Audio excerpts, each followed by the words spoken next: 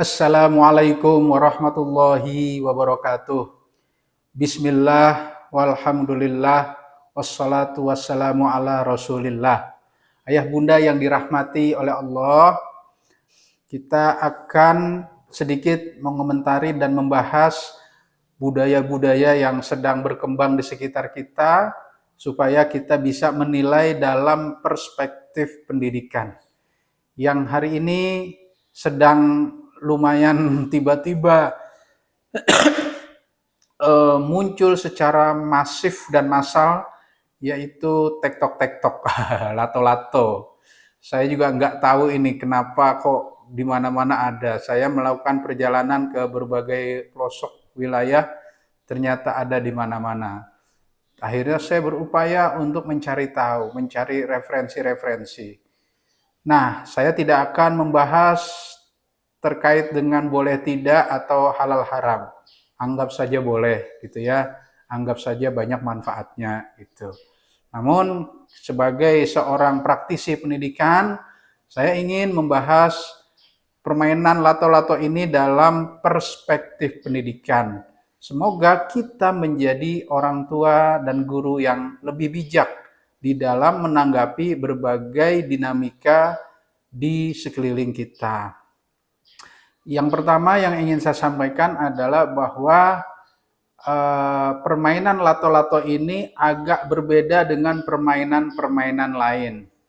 Yang pertama lebih masif, berbagai jenis usia kadang-kadang gitu ya, massal di mana-mana. Beda dengan layangan, sedikit orang yang main layangan. Beda dengan kelereng misalnya. Atau berbagai permainan-permainan yang lain pun sebutkan saja gitu ya. Pasti para penghobi gitu ya, orang yang hobi main gitu ya, itu sedikit gitu.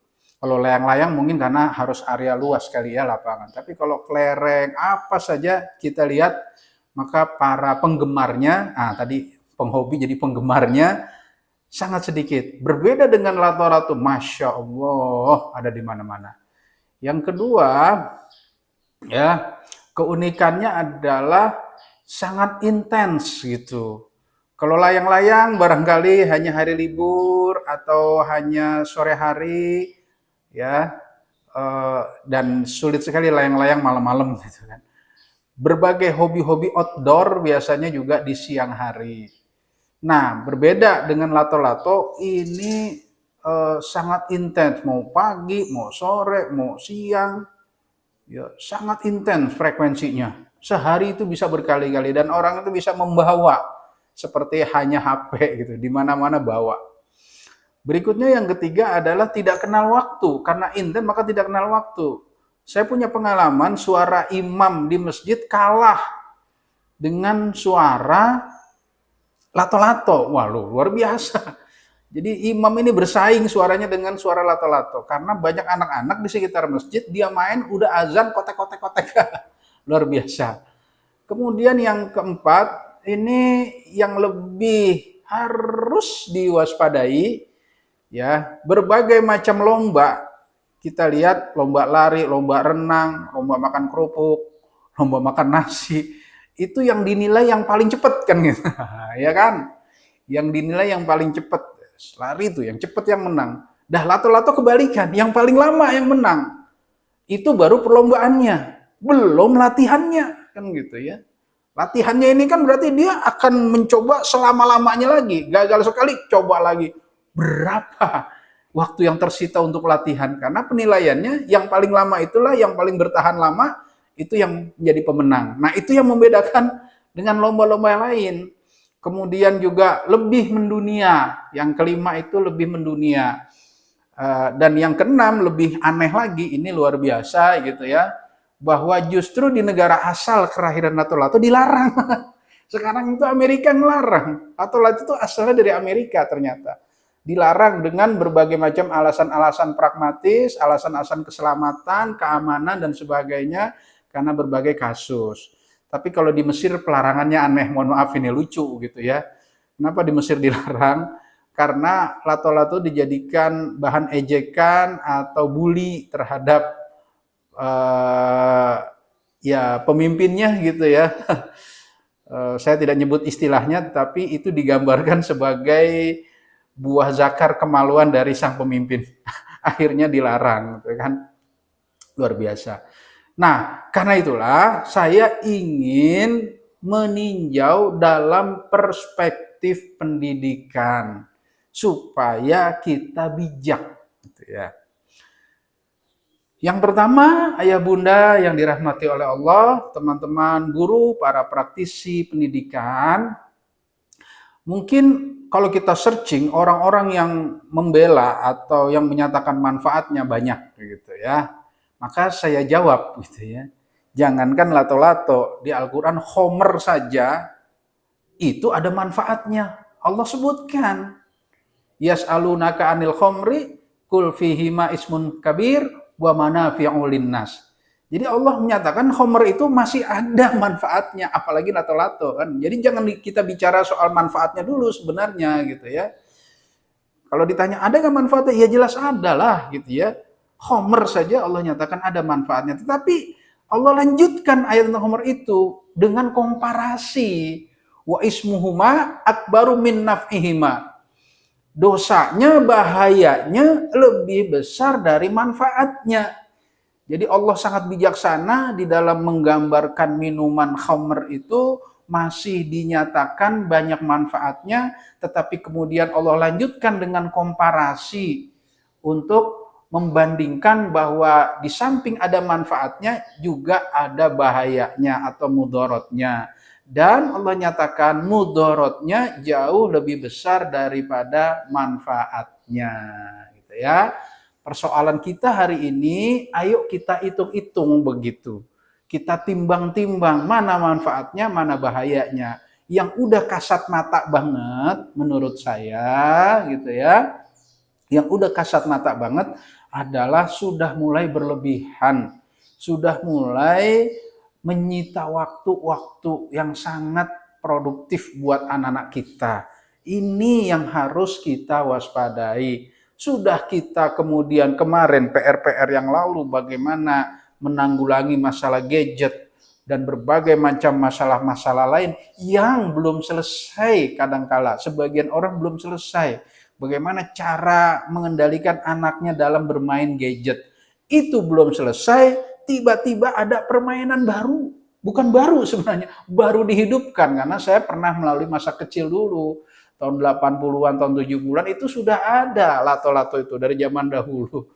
Jadi permainan baheula, permainan kuno dihidupkan kembali. Makanya kita bingung, ini ada apa gitu ya, tiba-tiba kok begini. Saya belum ketemu jawabannya ini. Kemungkinan kita anggap saja motif bisnis gitu ya, tiba-tiba orang yang punya kemampuan, feeling bahwa yang lama dihidupkan lagi dengan cara dia menyiapkan dulu produksi sebesar-besarnya, kemudian dia siap mengiklankan gitu ya dengan cara mungkin memanggil tokoh, artis atau pejabat untuk main lato-lato sehingga laku, akhirnya dialah yang mengambil keuntungan. Lagi-lagi kita menjadi konsumeris lagi gitu ya. Jadi catatan yang pertama adalah sudah mulai terjadi berlebih-lebihan, menyia-nyiakan waktu di mana saja sampai mengalahkan suara imam yang sedang sholat berjamaah. Na'udzubillah min dzalik. Sampai melupakan waktu sholat. Azan pun masih cetak-cetek. Luar biasa.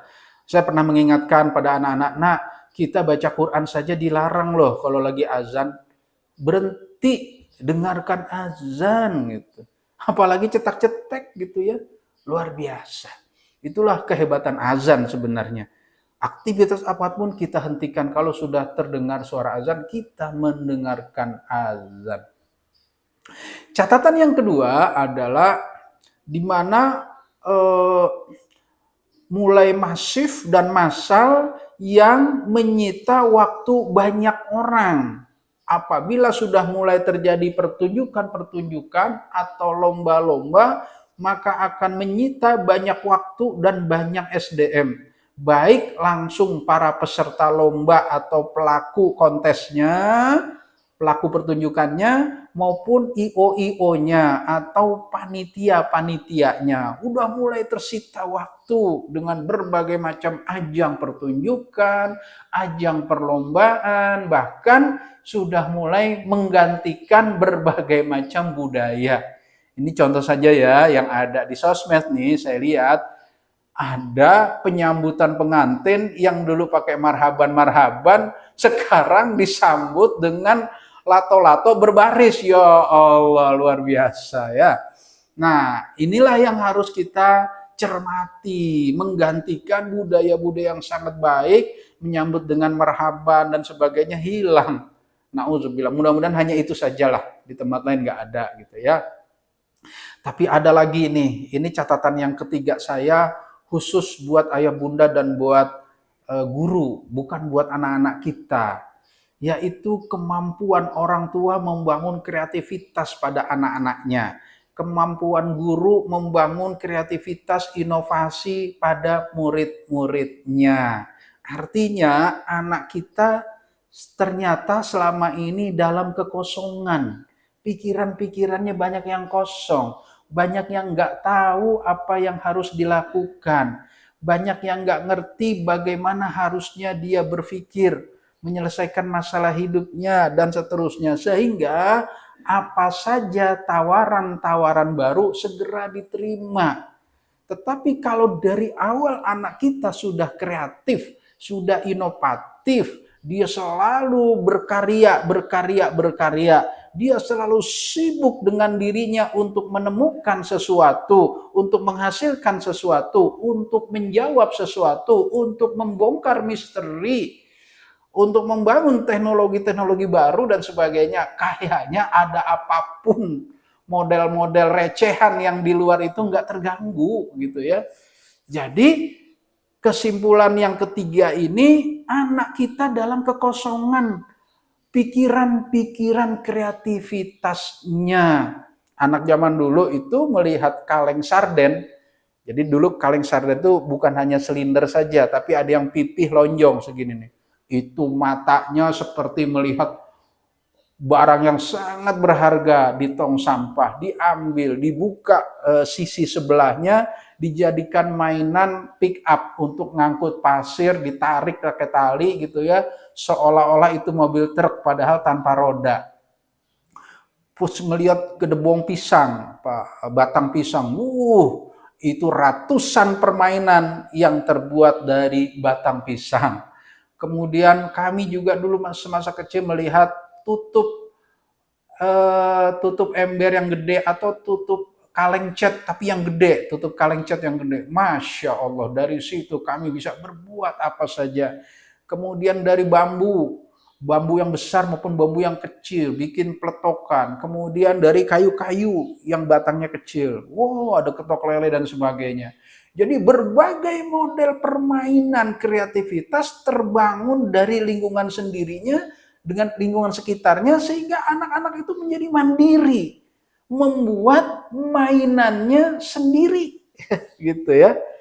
Itu bedanya dengan anak-anak sekarang, tinggal nunggu gadget, rame-rame gadget, lato-lato, rame-rame lato-lato. Terus kapan saatnya anak kita berpikir membangun mainannya sendiri, membuat mainannya sendiri, berkarya untuk mainannya sendiri? Syukur-syukur bukan mainan, tapi berkarya untuk menemukan teknologi-teknologi baru, teknologi tepat guna, walaupun ada teknologi yang sederhana, berbagai macam teknologi-teknologi mekanik dulu sebelum teknologi elektronik gitu ya. Kita ajarkan anak-anak kita teknologi-teknologi mekanik tepat guna. Saya melihat luar biasa, itu ada anak SMA satu orang di NTB, dia mampu membuat teknologi sangat sederhana, ya, semuanya mekanik, yaitu membuat tawar air laut. Ya Allah, ini temuan yang harusnya dihargai, kemudian dikembangkan. Sederhana banget gitu. Pas kita lihat, kita harusnya bisa seperti itu. Dia membuat semacam rumah-rumahan dari katakanlah ya bahan-bahan yang cepat panas gitu, plastik atau apapun atapnya itu, tapi bawahnya dibuat penampang buat nampung air laut gitu ya. Terus karena pengap di dalam, maka air laut itu menguap, terus dia nempel di atap plastiknya itu, terus karena miring dia lari air tawarnya itu yang sudah kondensasi dari uap menjadi air lagi, lari ke kiri ke kanan kirinya, kemudian ditampung jadilah air tawar. Subhanallah, anak SMA wanita lagi gitu ya. 1001 bahan-bahan kreativitas, bahan-bahan yang bisa kita didik anak kita untuk menemukan sesuatu yang baru. Mari para guru kita beristighfar kepada Allah. Mungkin kalau orang tua masih ada alasan soal waktu, soal kesibukan kerjanya. Kemudian orang tua sudah mengamanahkan kepada kita semua sebagai seorang guru untuk mendidik. Kemudian kita harusnya siap memberikan masukan-masukan kepada pihak penanggung jawab sekolah, kurikulum dan sebagainya untuk disiapkan dana. Kalau dana sudah ada berarti disiapkan berbagai macam sarana prasarananya yang sesuai dengan pertumbuhannya, yang sesuai dengan kebutuhan lingkungan kita itu apa, teknologi apa yang membuat anak-anak itu menjadi asyik, menjadi refresh, jadi seneng, jadi hobi, berkarya, bekerja, handicraft atau keterampilan-keterampilan apapun, oke lah, yang sederhana nggak usah elektronik gitu ya, mekanik saja, semua serba mekanik gitu kan, ya luar biasa. Bahkan ada khayalan ya, zaman dulu ada pompa tangan gini nih, dari sumur terus pompa tangan. Itu kalau tungkainya kita ganti dengan gear, ya beberapa gear gitu ya, gigi-gigi gitu, kemudian kita ganti tungkainya itu dengan semacam tali rem yang panjang gitu kan, akhirnya bisa dipindahkan ke posisi tempat lain bukan di sumurnya saja, itu akhirnya bisa melakukan berbagai macam gerakan-gerakan olahraga sambil menuhin tangki air gitu. 2 manfaat itu, 3 manfaat. Pertama olahraganya dapat, yang kedua tangki air di atas jadi penuh tanpa harus pompa listrik, yang ketiga penghematan. Nah gitu. Yang keempat penghematan waktu untuk olahraga, nggak perlu olahraga khusus, cukup olahraga senam nimba air gitu ya, senam nimba air. Coba kalau pompa yang model dulu kita lanjutkan lagi, ganti tungkainya dengan tali misalnya. Kalau berat nggak mungkin tungkai itu diganti dengan tali, berat banget. Nah, kita tambahin berbagai macam gerigi-gerigi. Nah, itu sekedar contoh saja yang kita sebut teknologi tepat guna yang sangat mungkin kita lakukan untuk uji coba anak-anak kita. Mohon maaf, rekan-rekan guru, ini adalah menjadi tanggung jawab kita semua jika hari ini anak-anak kita di kepalanya terjadi kekosongan inovasi, terjadi kekosongan kreativitas. Ciri-cirinya apa saja yang sedang tren segera diikuti karena dia tidak punya hobi yang kita rintis, yang kita kembangkan, ya. Kemudian yang keempat, ini soal kepribadian gitu ya. Kita kepingin anak-anak kita punya kepribadian, jiwa yang tegar, tidak mudah ikut-ikutan. Wala takfu ma laisa laka bihi ilm. Jangan kamu ikut-ikutan. Nah, kita kepingin menanamkan jiwa. Cara berpikir anak-anak kita adalah cara berpikir confident, percaya diri. Cara berpikir orang-orang yang punya kreativitas dan kemandirian sehingga tidak mudah larut, gitu ya, tidak mudah larut. Dan lebih hebat lagi kalau sampai kita mampu mengasah anak-anak kita punya pikiran-pikiran out of the box gitu, pikiran-pikiran nyeleneh tanda kutip. Sekarang ini kepada ayat Allah nyeleneh, nggak boleh sebenarnya ya. Tapi kepada teknologi dia taklid, ikut-ikutan. Harusnya dibalik, kepada firman Allah sami'na wa ata'na gitu ya. Kepada teknologi baru dia kreatif. Karena Allah juga menyuruh kita dua metode, zikir dan fikir. Alladzina yadhkurunallaha qiyaman wa qu'udan. Mereka selalu zikir, ingat kepada Allah sambil duduk berbaring. Jadi ingatnya kepada Allah, ayat-ayat Allah, Al-Quran dan Sunnah, sudah siap, sami'na wa ta'na. Tetapi Allah lanjutkan, wa yatafakkaruna fi khalqis samawati wal ard. Kemudian berpikir tentang ciptaan langit dan bumi. Jangan dibalik.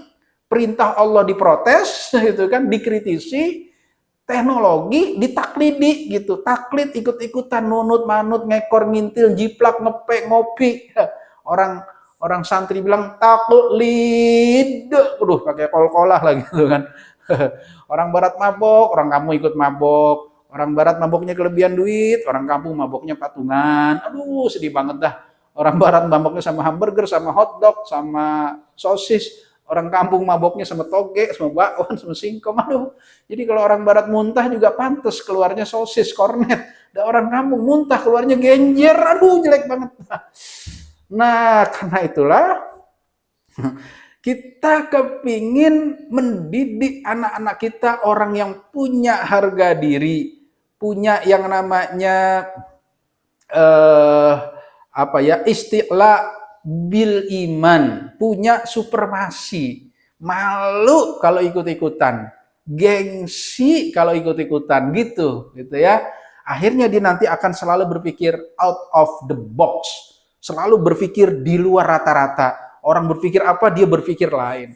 Nah, oke ya, ayah bunda, luar biasa. Jangan sampai anak-anak kita menjadi anak-anak yang tidak punya harga diri, ikut-ikutan. Yang kelima, nah ini yang berat ini, buat para petinggi negara gitu ya. Yaitu